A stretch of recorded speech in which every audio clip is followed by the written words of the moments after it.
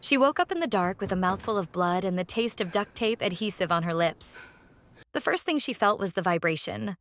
Low, steady, mechanical. The hum of tires on asphalt transmitted through metal. The second thing she felt was the heat. Trapped, recycled, suffocating. The third thing she felt was the zip ties cutting into her wrists behind her back, tight enough that her fingers had already gone numb. She was in a trunk. Moving.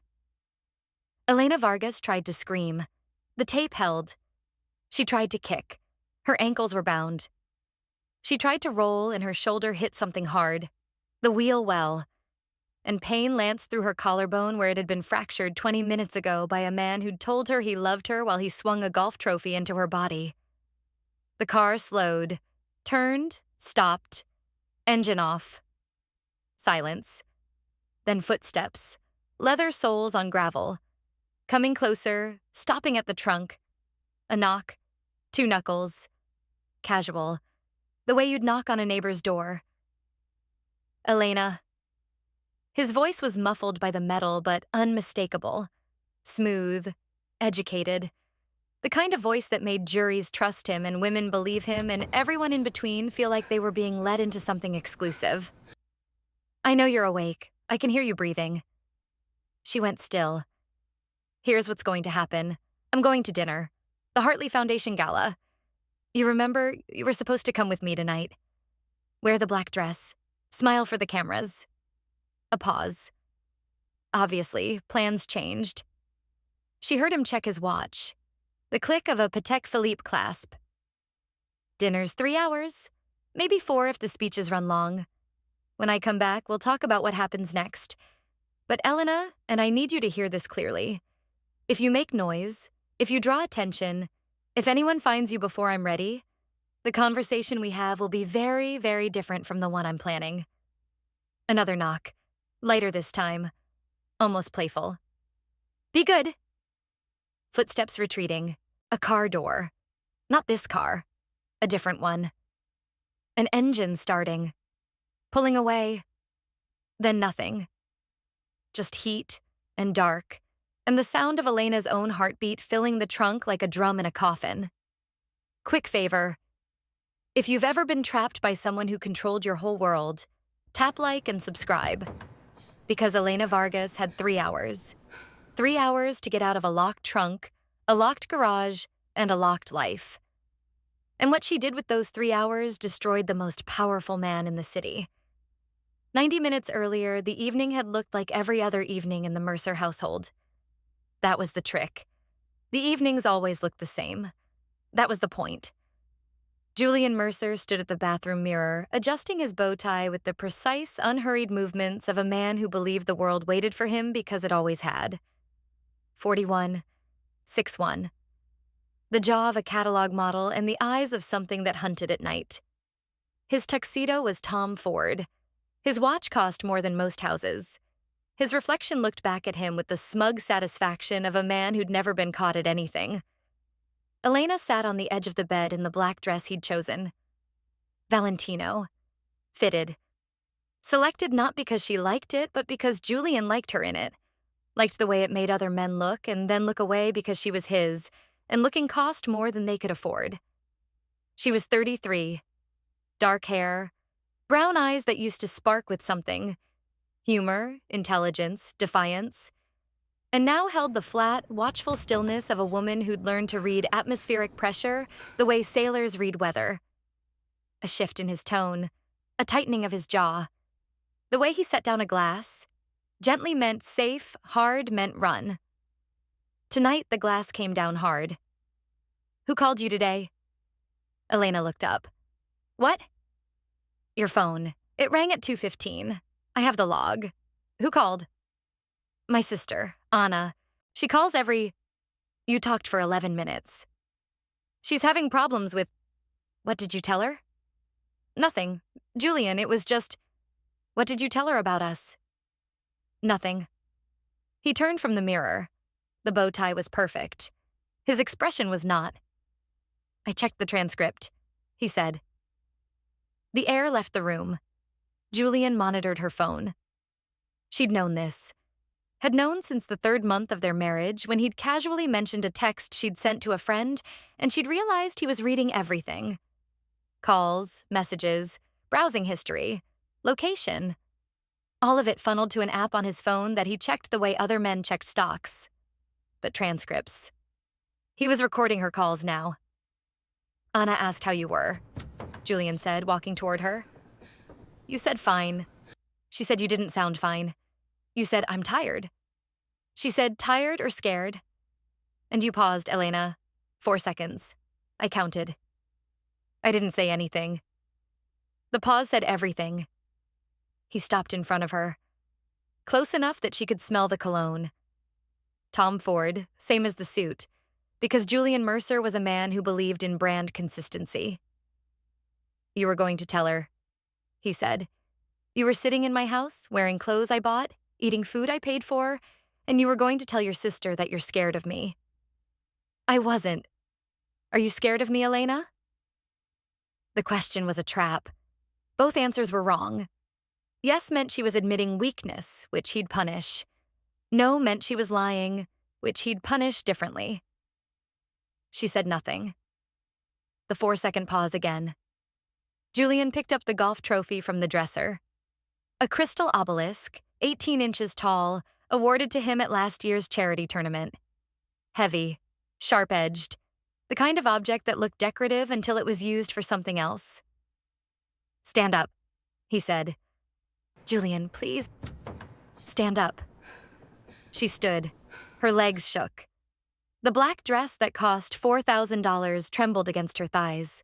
He swung the trophy into her left side, below the ribs. The crack was audible, a sound like a branch breaking in winter. Elena folded, hit the floor. The pain was nuclear, white, total, erasing everything except the biological imperative to curl around the injury and protect what was broken. That's your collarbone, Julian said, setting the trophy back on the dresser. Not a hair out of place. Possibly a rib. You'll want to lie still. She couldn't breathe, couldn't speak. The carpet was white, $200 a square foot. And she was bleeding on it from where her cheekbone had hit the edge of the bed frame on the way down. Julian crouched beside her, took her chin in his hand. Gentle now. The gentleness that always came after. This is what happens when you hesitate, he whispered. When you pause. When you make people wonder what you're hiding. I've told you, Elena. Certainty. Always certainty. When someone asks how you are, you say wonderful. You say blessed. You say my husband takes such good care of me. And you don't pause. He stood. Get up. We're going to be late. I can't move. Then we're not going. He pulled out his phone. Typed something. I'll tell the Hartleys you're ill. Stomach bug. Very contagious. He looked at her on the floor. Actually, change of plans. You're staying here. I'll go alone. He went to the closet. Came back with zip ties and duct tape. Not from a hardware store. From a drawer in his office that Elena had found once and never opened again. A drawer that told her everything she needed to know about the kind of man she'd married. He taped her mouth. Zip-tied her wrists behind her back. Her ankles. She screamed into the tape when he moved her broken side, and he shushed her the way you shush a baby. Soft, patient, with a tenderness that made it worse. He carried her to the garage, put her in the trunk of the Bentley. Not his daily car, the second one, the one he kept covered in the third bay. 3 hours, he said. Maybe 4. When I come back, we'll discuss your phone privileges. The trunk closed. The dark swallowed her. That was 90 minutes ago. Tap like if you've ever met someone who treats cruelty like a schedule. Organized, punctual, planned around dinner reservations, because Julian Mercer was sitting down to his first course right now. And Elena was about to prove that the woman he'd tried to bury was the one thing he should have been afraid of. Elena had 3 advantages Julian didn't know about. The first was small. Literal. A hairpin. The kind with a flat end and a bend in the middle, that she'd slid into the lining of her bra that morning. She'd been hiding hairpins for 4 months. in hems, in bra linings, in the sole of a shoe. Not because she had a plan, because having something he didn't control was the only thing keeping her sane. The second advantage was knowledge. 6 weeks ago, while Julian was in Tokyo on business, Elena had spent 3 hours on a burner phone she'd bought with cash at a gas station 30 miles from home. She'd watched YouTube videos. Specifically, how to escape zip ties, how to open a trunk from the inside, how to pick basic locks with a hairpin. She'd practiced on the pantry door. 3 times. She wasn't good at it, but she could do it. The third advantage was rage. Not the hot, screaming kind. The cold kind. The kind that accumulates over 3 years of monitoring and controlling and hitting and apologizing and hitting again. The kind that sits in your chest like a pilot light, small and blue and waiting for oxygen. Julian had given her oxygen. He'd put her in a trunk and gone to dinner and told her to be good, and the absolute staggering arrogance of that, the belief that she'd lie here obediently in the dark like luggage waiting to be collected, lit the pilot light into something bigger. She started with the zip ties. The technique was simple. She'd watched the video 17 times. Create slack by pushing your wrists apart while the ties are being fastened. She hadn't been able to do that. Julian had been thorough. But the backup method worked. Raise your arms behind your back as high as possible, then slam them down against your tailbone, forcing the locking mechanism to break. It took 4 tries. Each one sent shockwaves through her broken collarbone. Each one made her scream into the tape. On the 4th, the tie snapped. Her hands were free. She ripped the tape off her mouth. The adhesive took skin. She didn't care. Air, real air, not recycled trunk air, flooded her lungs. She freed her ankles. 30 seconds. Her fingers were half numb but functional. Now the trunk. She felt along the interior in the dark. Every car made after 2002 had an emergency release. A glow-in-the-dark handle near the latch. Julian's Bentley was a 2023 Continental GT. The handle was there. She'd seen it the day he showed her the car, standing in the garage with champagne, proud of his purchase the way he was proud of everything he owned, including her. She pulled the handle. The trunk popped open. Garage. Dark. The overhead lights were off, but the thin line of light under the door to the house gave her enough to navigate. She climbed out. Slowly, one arm cradling her left side where the collarbone screamed with every movement. She stood in Julian Mercer's garage, surrounded by 3 cars worth more than most people's lives, bleeding from her cheek, broken on one side, and free for the first time in 3 years. She had options. She could run. Out the garage, down the driveway, into the street. Find a neighbor. Call the police. But Julian had prepared for that. The driveway gate was electric, controlled by a code she didn't have. The fence was 8 feet, topped with cameras that fed to his phone. The neighbors were a quarter-mile away, separated by landscaping designed for privacy, which Elena now understood was just another word for isolation. She could call for help. But her phone was in the house, in the kitchen safe where Julian locked it every night. The landline was in his office, behind a door with a keypad lock. Or she could do the thing she'd been planning for 4 months without knowing she was planning it. She could build the case. Elena went into the house. Julian's office, 2nd floor, keypad lock, 7391. She'd watched him type it 100 times, the year his grandfather's company was founded. He used it for everything. Computer password, 7391. The arrogance of this man. A folder labeled Elena.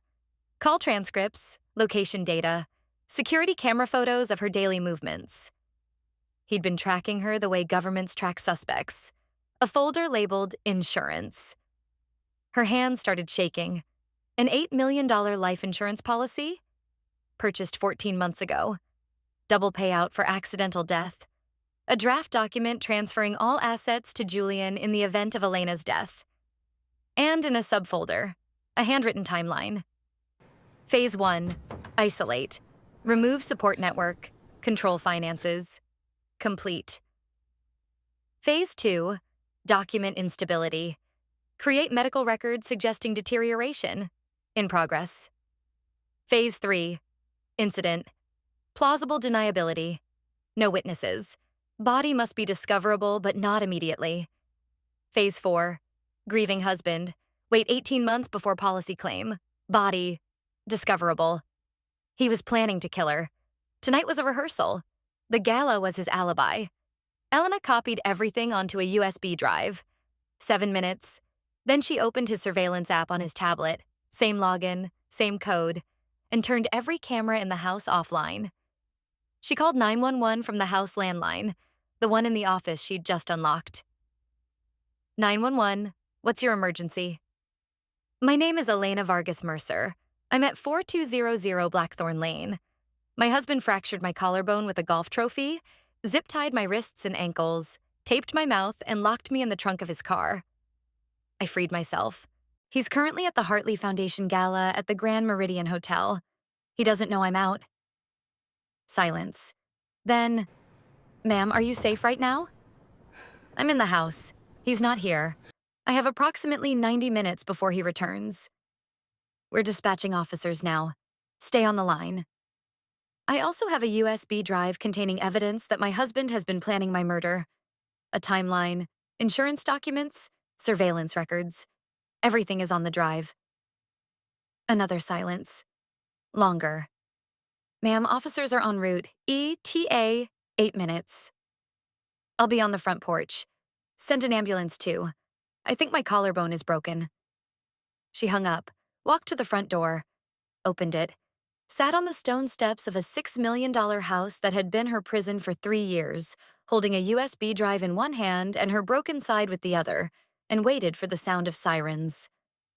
The night air was cool. Stars were out.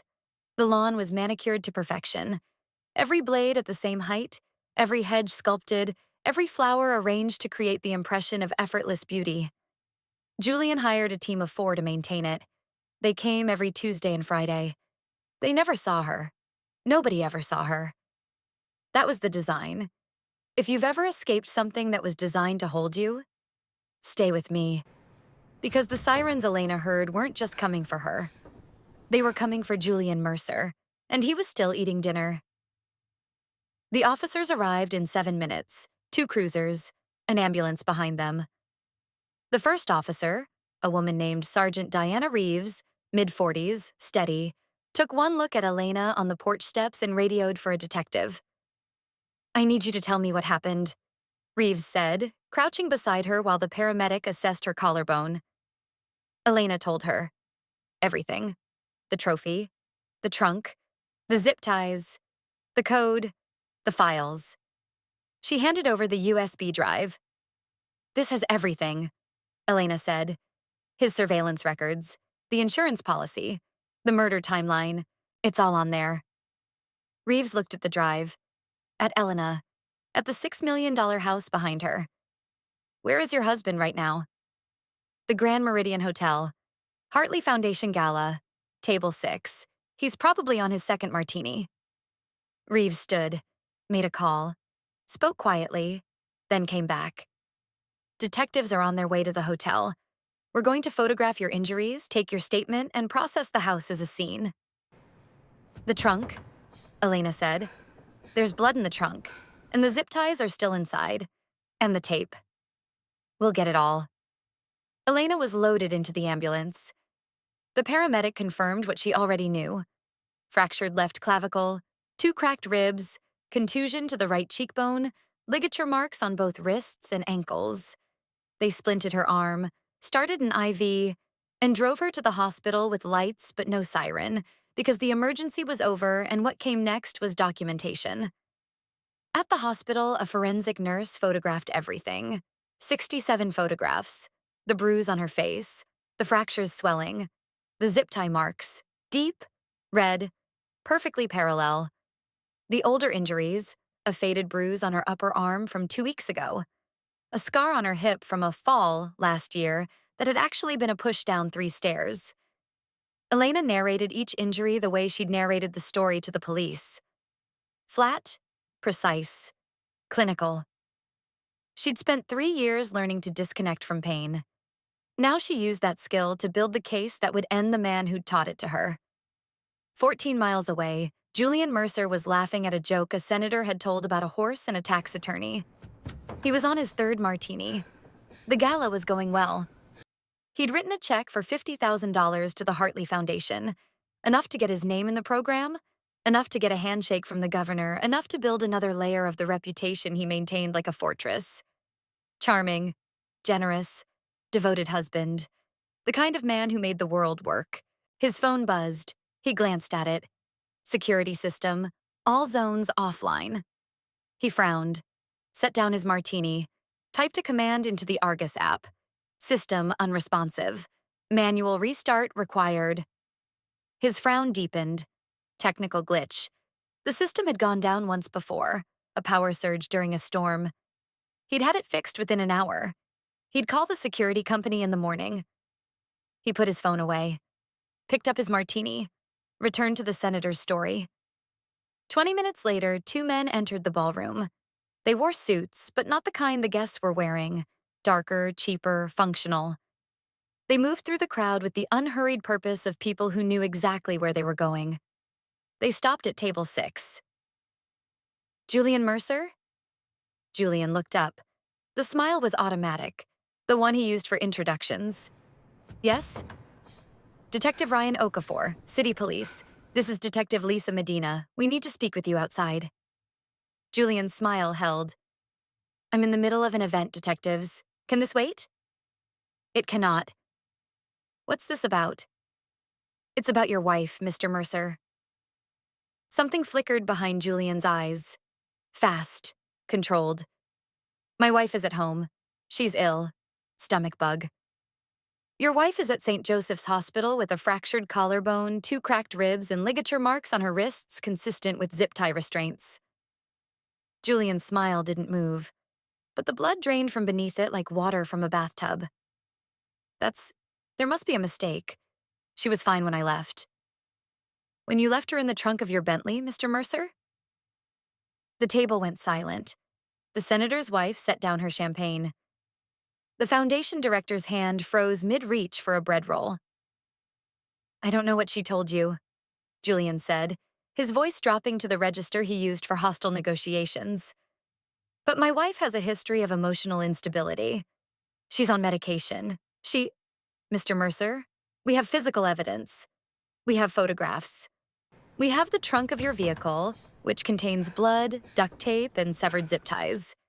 And we have a USB drive containing files from your personal computer, including a document that outlines, in your handwriting, a 4-phase plan to murder your wife and collect an $8 million life insurance payout. The silence at table 6 expanded. Chairs at neighboring tables turned. 300 people in formal wear, holding drinks that cost $40 each, watching a man's mask dissolve in real time. Julian stood. I want my lawyer. You're welcome to call your lawyer, after we read you your rights.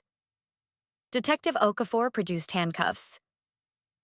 Julian Mercer, you are under arrest for assault and battery, unlawful imprisonment, and conspiracy to commit murder. You have the right to remain silent. This is insane. Do you know who I am? Do you know what I've donated to this city? We know exactly who you are, Mr. Mercer. That's why we're here. The handcuffs clicked. The sound was small, 2 pieces of metal meeting, but it silenced the ballroom more completely than any speech or toast or standing ovation ever had. Julian was led through the gala, past the silent tables, past the senator who suddenly found his napkin fascinating, past the governor who was already composing a statement for the press, past 300 people who'd spent the evening shaking his hand and would spend the morning pretending they'd always known something was wrong. He was put in the back of an unmarked car. The door closed. The car pulled away from the Grand Meridian Hotel, and the last thing the guests saw through the windows was Julian Mercer's face. Not angry, not afraid, but confused. Genuinely, deeply confused. Because men like Julian didn't get arrested. Men like Julian got honored. That was the part he couldn't compute. The code he couldn't crack. The 4-digit password that didn't work. Tap, like if you've ever watched someone who thought they were untouchable get touched. Because Julian Mercer's worst night wasn't the arrest. It was what came next. The part where Elena stopped being a victim and started being a witness. The trial drew national attention, not because domestic violence trials were rare, because the defendant was Julian Mercer, because the evidence included a handwritten murder timeline, because the victim had escaped a locked trunk, hacked her husband's computer, and handed police the blueprint of her own assassination. Julian's defense team, 4 attorneys from the most expensive firm in the state, tried everything. They argued the files were obtained illegally. The judge ruled that a wife accessing a shared household computer was not a legal search. They argued the timeline was fiction, creative writing, a thought exercise. The prosecution presented handwriting analysis and browser history showing Julian had researched body decomposition rates, rural disposal sites, and the claims process for accidental death insurance. They argued Elena was unstable. The prosecution put Dr. Sarah Kim on the stand, Elena's therapist, whom she'd been seeing in secret for 6 months, using a prepaid phone Julian didn't know about. Elena Vargas Mercer is not unstable, Dr. Kim testified. She is a survivor of severe intimate partner violence who has been systematically isolated, surveilled, and terrorized by her husband for 3 years. The only instability in her life is the man who caused it. They argued the trunk was voluntary. Elena took the stand. Voluntary? She repeated, looking at the defense attorney with the calm, flat gaze of a woman who'd been in a trunk and had nothing left to fear. He fractured my collarbone, zip-tied my hands and feet, taped my mouth, put me in a trunk, and told me to be good. She paused. Does that sound voluntary to you? The jury deliberated for 4 hours. Guilty. All counts. Assault. Unlawful imprisonment. Conspiracy to commit murder. Sentencing, 22 years, no parole for 15. Julian stood motionless when the number was read. His lawyers whispered. He didn't hear them. He was looking at Elena. She sat in the gallery. The collarbone had healed. The bruises were gone. She wore a simple gray suit. Not Valentino. Not $4,000, just clothes she'd bought herself with money she'd earned at a job she'd gotten 3 months after the arrest. When the world opened up in the way worlds open up when the person holding you shut is finally removed. She held his gaze. Didn't flinch. Didn't smile. Just looked at him the way she'd looked at the inside of the trunk. Steadily, in the dark, measuring the distance between where she was and where she needed to be. Julian was let out. The courtroom exhaled. Elena walked outside into sunlight. Her sister Anna was waiting on the courthouse steps. It's over, Anna said, pulling her into a hug. The trial is over, Elena corrected gently. The rest is just beginning. She went home. Not to Blackthorn Lane. That house was seized as part of the criminal proceedings. She went to her apartment. A 1-bedroom in a neighborhood where the rent was reasonable, and the neighbors were loud and the walls were thin enough that she could hear the family next door watching TV at night, which was comforting because it meant she wasn't alone. The apartment had a lock she controlled, a phone she owned, a refrigerator she filled with food she chose, a closet with clothes she'd selected, not expensive, not designer, just hers. She sat on her couch. Marco, her cat, adopted 2 months after the arrest, named for no particular reason except that the shelter said he'd been found in a parking garage and something about that felt right, jumped onto her lap. Anna called an hour later. How do you feel? Like I can breathe. First time in how long? 3 years. 3 years and I'm breathing again. You know Mom wants to throw a party. Tell Mom I love her, but I don't want a party. I want a quiet night. I want to order bad Chinese food and watch a movie where nobody gets hurt and fall asleep on my couch with my cat. That's the saddest victory celebration I've ever heard. It's the best one I've ever had.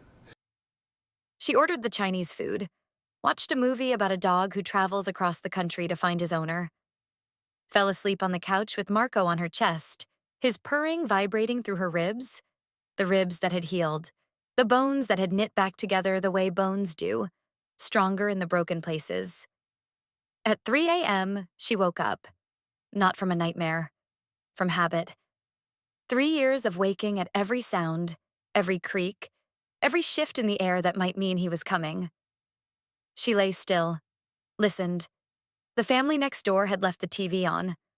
A siren passed somewhere far away. Marco purred. No footsteps, no cologne, no knock on the trunk. Just quiet. Elena closed her eyes. Let the quiet hold her. 6 months later, she started a foundation. Not the kind Julian ran. The kind with galas and tax deductions and names on buildings. A real one. Small. Focused. Providing burner phones, emergency funds, and legal resources to women trapped in controlled relationships. She called it 3 hours, because that's how long she'd had. 3 hours to escape, to document, to save her own life. And she wanted to make sure other women had those hours too. The time, the tools, the knowledge that the trunk could be opened from the inside if you knew where to look. Anna joined the board. Dr. Kim became the clinical advisor. Sergeant Reeves volunteered on weekends, teaching self-defense classes that were less about fighting and more about recognizing when you were in a fight you didn't know you were in. The foundation's first client was a 26-year-old named Marissa, whose husband tracked her phone and hit her when she came home late from work. Elena sat with her in a borrowed office and listened to a story that was different in every detail and identical in every way that mattered. "He says he'll kill me if I leave," Marissa said. "He might try," Elena replied, "but you're not alone anymore. And you'd be surprised what you can survive when someone shows you where the handle is." "The handle? Every trap has one. You just have to know it's there." Marissa looked at her, at this woman who'd been in a trunk and gotten out, who'd been broken and healed, who'd been planned for death and chosen life instead. "How did you know?" Marissa asked. "That you could get out?" Elena thought about it. The dark, the heat, the zip ties. The moment she decided to move instead of wait. "I didn't know," she said. "I just decided that dying in his trunk on his schedule wasn't how my story ended. So I reached for the handle. And it was there." She paused. "It's always there. You just have to reach." And somewhere in a facility with locked doors and scheduled meals and a window that showed a sky he couldn't reach, Julian Mercer sat in a room that was smaller than the trunk he'd put his wife in. He had no phone, no app, no surveillance system, no 4-digit code that opened everything. Just time. 22 years of it. And for the first time in his life, he was the one in the dark, waiting for someone to decide what happened next. Nobody came.